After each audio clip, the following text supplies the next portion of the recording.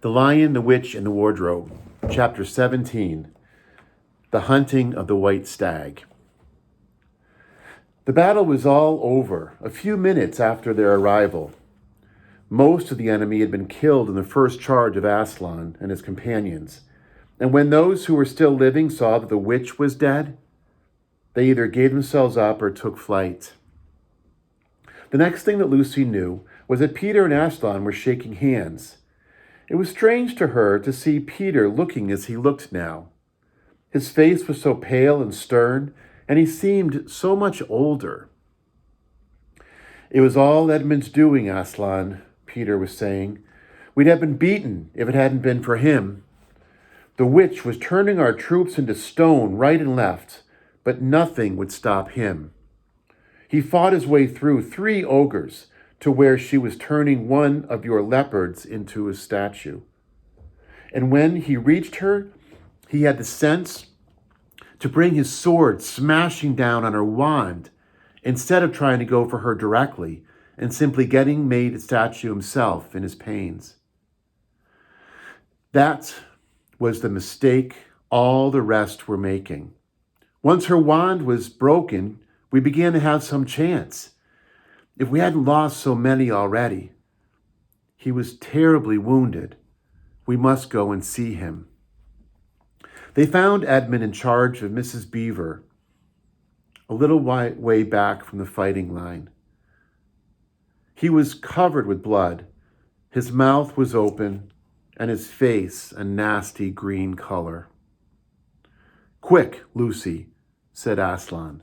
And then, almost for the first time, Lucy remembered the precious cordial that had been given her for a Christmas present. Her hands trembled so much that she could hardly undo the stopper, but she managed it, and in the end, poured a few drops into her brother's mouth. "There are other people wounded," said Aslan, while she was still looking eagerly into Edmund's pale face and wondering if the cordial would have any result. "Yes, I know," said Lucy crossly. "Wait a minute." "Daughter of Eve," said Aslan in a graver voice, "others are also at the point of death. Must more people die for Edmund?" "I'm sorry, Aslan," said Lucy, getting up and going with him. For the next half hour they were busy. She attended to the wounded, while he restored those who had been turned into stone. When at last she was free to come back to Edmund, she found him standing on his feet and not only healed of his wounds, but looking better than she had seen him look, for ages. In fact, ever since his first term at that horrid school, which was where he had begun to go wrong. He had become his real old self again and could look you in the face. And there, on the field of battle, Aslan made him a knight. "Does he know," whispered Lucy to Susan, "what Aslan did for him? Does he know what the arrangement with the witch really was?" "Hush, of course not," said Susan. "Oughtn't he be told?" said Lucy. "Oh, surely not," said Susan. "It would be too awful for him. Think how you'd feel if you were he." "All the same, I think he ought to know," said Lucy. But that moment they were interrupted. That night they slept where they were. How Aslan provided food for them all, I do not know, but somehow or other they all found themselves all sitting down on the grass to a fine high tea at about 8 o'clock. The next day they began marching eastward down the side of the great river.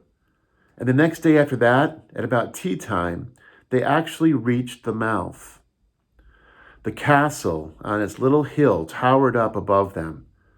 Before them were the sands with rocks and little pools of salt water and seaweed, and the smell of the sea and the long miles of bluish-green waves breaking forever and ever on the beach. And oh, the cry of the seagulls. Have you heard it? Can you remember? That evening after tea, the 4 children all managed to get down to the beach again, and get their shoes and stockings off and feel the sand between their toes. But the next day was more solemn, for then, in the great hall, that wonderful hall with the ivory roof and the west wall hung with peacock's feathers, and the eastern door which looks toward the sea, in the presence of all their friends and to the sound of trumpets, Aslan solemnly crowned them and led them to the four thrones amid deafening shouts of "Long live King Peter! Long live Queen Susan! Long live King Edmund! Long live Queen Lucy!" Once a king or queen in Narnia, always a king or queen. Bear it well, sons of Adam. Bear it well, daughters of Eve, said Aslan. And through the eastern door, which was wide open, came the voices of the mermen and the mermaids swimming close to the shore and singing in honor of their new kings and queens. So the children sat on their thrones, and scepters were put into their hands, and they gave rewards and honors to all their friends, to Tumnus the fawn, and to the beavers, and giant Rumblebuffin, to the leopards, and the good centaurs, and the good dwarves, and to the lion. And that night there was a great feast in the castle, and revelry and dancing, and gold flashed, and wine flowed, and answering to the music inside, but stranger, sweeter, and more piercing, came the music of the sea people. But amid all these rejoicings, Aslan himself quietly slipped away. And when the kings and queens noticed that he wasn't there, they said nothing about it. For Mr. Beaver had warned them. "He'll be coming and going," he had said. "One day you'll see him and another you won't. He doesn't like being tied down. And of course he has other countries to attend to. It's quite all right. He'll often drop in. Only you mustn't press him. He's wild, you know, not like a tame lion." And now, as you see, this story is nearly, but not quite, at an end. These two kings and two queens governed Narnia well, and long and happy was their reign. At first, much of their time was spent in seeking out the remnants of the White Witch's army and destroying them. And indeed, for a long time, there would be news of evil things lurking in the wilder parts of the forest. A haunting here and a killing there, a glimpse of a werewolf one month and a rumor of a hag the next. But in the end, all that foul brood was stamped out. And they made good laws and kept the peace and saved good trees from being unnecessarily cut down and liberated young dwarves and young satyrs from being sent to school and generally stopped busybodies and interferers and encouraged ordinary people who wanted to live and let live. And they drove back the fierce giants, quite a different sort from giant Rumblebuffin. In the north of Narnia, when these ventured across the frontier, and they entered into friendship and alliance with countries beyond the sea, and paid them visits of state and received visits of state from them. And they themselves grew and changed as the years passed over them. And Peter became a tall and deep-chested man with a great warrior. And he was called King Peter the Magnificent. And Susan grew into a tall and gracious woman with black hair that fell almost to her feet. And the kings of the countries beyond the sea began to send ambassadors asking for her hand in marriage. And she was called Queen Susan the Gentle. Edmund was a graver and quieter man than Peter, and a great in counsel and judgment. He was called King Edmund the Just. But as for Lucy, she was always gay and golden-haired, and all princes in those parts desired her to be their queen, and her own people called her Queen Lucy the Valiant. So they lived in great joy, and if ever they remembered their life in the world, it was only as one remembers a dream. And one year it fell out that Tumnus, who was a middle-aged faun by now and beginning to be stout, came down river and brought them news that the white stag had once more appeared in his parts. The white stag who would give you wishes if you caught him. So these 2 kings and 2 queens, with the principal members of their court, rode a-hunting with horns and hounds in the western woods to follow the white stag. And they had not hunted long before they had a sight of him.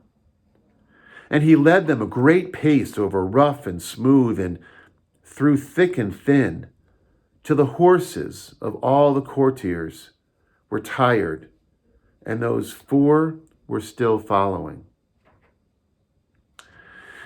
And they saw the stag enter into a thicket where their horses could not follow. Then said King Peter, for they talked in quite a different style now, having been kings and queens for so long, "Fair consorts, let us now alight from our horses and follow this beast into the thicket, for in all my days I have never hunted a nobler quarry." "Sir," said the others, "even so let us do."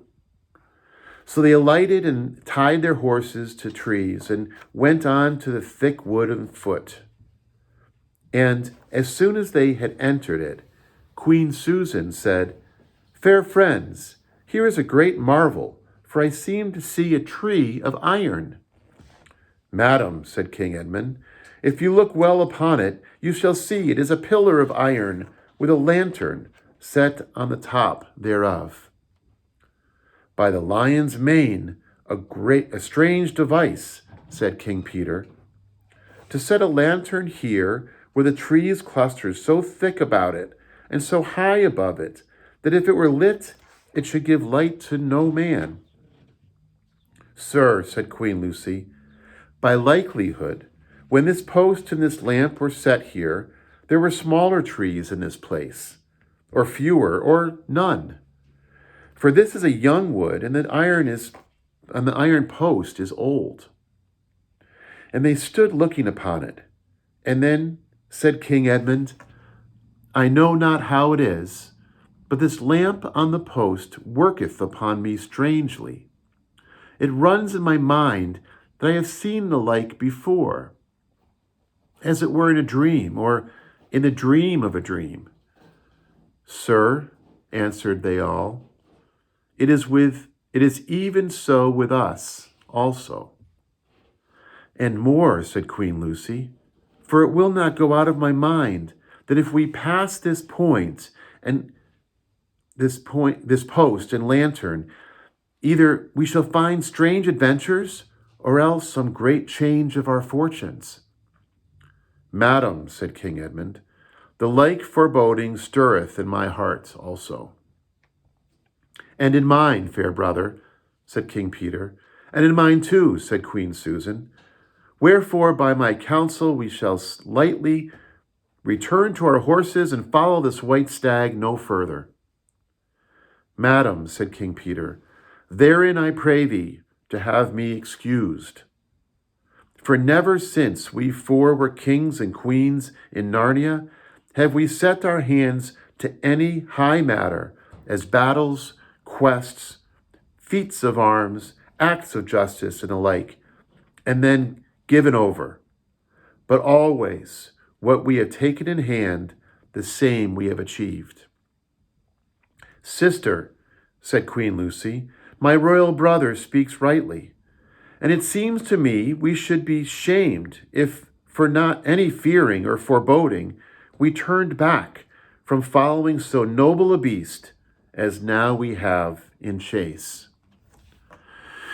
"And so say I," said King Edmund, "and I have such desire to find a signification of this thing that I would not by my good will turn back for the richest jewel in all Narnia and all the islands. Then, in the name of Aslan, said Queen Susan, if ye will all have it so, let us go on and take the adventure that shall fall to us. So these kings and queens entered the thicket, and before they had gone a score of paces, they all remembered that the thing they had seen was called a lamp post. And before they had gone 20 more, they noticed they were making their way not through branches, but through coats. And the next moment, they all came tumbling out of a wardrobe door into the empty room.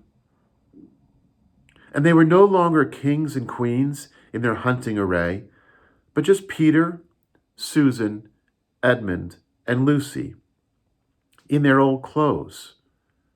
It was the same day and the same hour of the day on which they had all gone into the wardrobe to hide.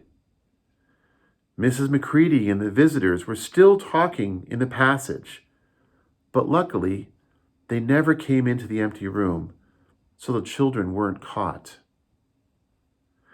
And that would have been the very end of the story if it hadn't been that they felt they really must explain to the professor why 4 of the coats out of his wardrobe were missing.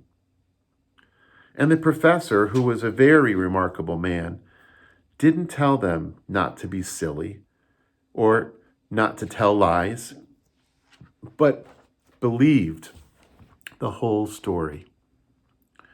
No, he said, I don't think it will be any good trying to go back through the wardrobe door to get the coats. You won't get into Narnia again by that route. Nor would the coats be much use by now if you did. Hey, what's that? Yes, of course you'll get back to Narnia again someday. Once a king of Narnia, always a king in Narnia. But don't go trying to use the same route twice. Indeed, don't try to get there at all. It'll happen when you're not looking for it. And don't talk too much about it, even amongst yourselves. And don't mention it to anyone unless you find out that they've had adventures of the same sort themselves. What's that? How will you know? Oh, you'll know. Odd things they say, even their looks, will let the secret out. Keep your eyes open. Bless me, what do they teach them at these schools? And that is the very end of the adventure of the wardrobe. But if the professor was right, it was only the beginning of the adventures of Narnia. The end.